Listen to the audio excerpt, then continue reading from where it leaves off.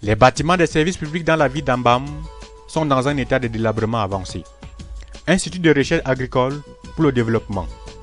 Tellement la recherche est avancée qu'on a du mal à identifier le vert ou jaune sur la plaque. Le mat est orphelin de son drapeau. Sur les dalles, les herbes poussent et les souris ont déjà trouvé les voies de contournement par les plafonds.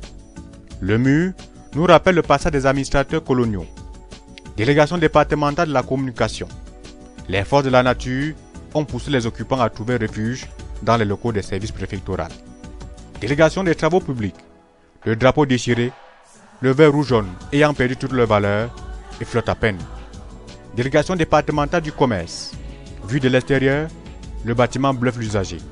Mais à l'intérieur, c'est une autre histoire. Plafond à ciel ouvert, moisissure sur les murs, nid d'oiseaux. Le bâtiment soigne partout, à force de pousser l'occupant de ce bureau à trouver refuge ailleurs en abandonnant ses vieux meubles. Aux alentours du bâtiment, les feux sont à ciel ouvert et le risque d'un hécatombe n'est pas loin de se produire.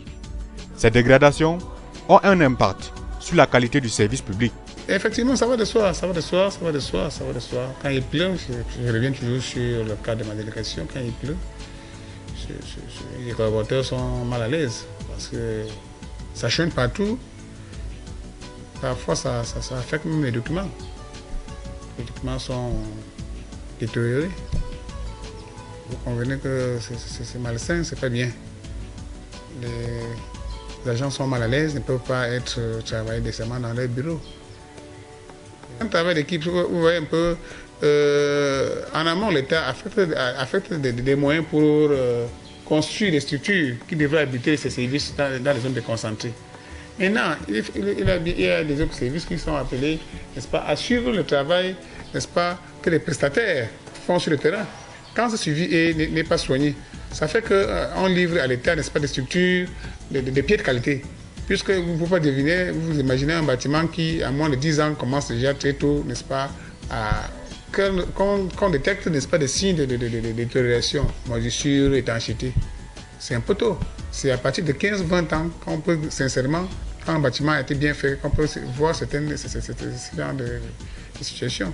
Le bâtiment que j'habite n'a pas encore 10 ans. Vous voyez, vous avez vu avec moi que une moquette ne peut pas installer parce que le bureau va sentir. Il y a des documents, à chaque temps que je sors, il faut que je classe de cette manière les documents, de peur que ces documents soient détériorés. Si jamais la pluie, qu'il pleut pendant que je suis pas au bureau. Ça fait que c'est tout ça là. Donc ça fait que ce travail, la chaîne devrait, chaque maille de la chaîne devrait faire bien son travail. À la délégation du travail et de la sécurité sociale, les hors-la-loi ont emporté la plaque du bâtiment. À quand la réfection, la rénovation, la réhabilitation de ces bâtiments des services publics qui tombent en ruine? Une seule réponse, attendons voir.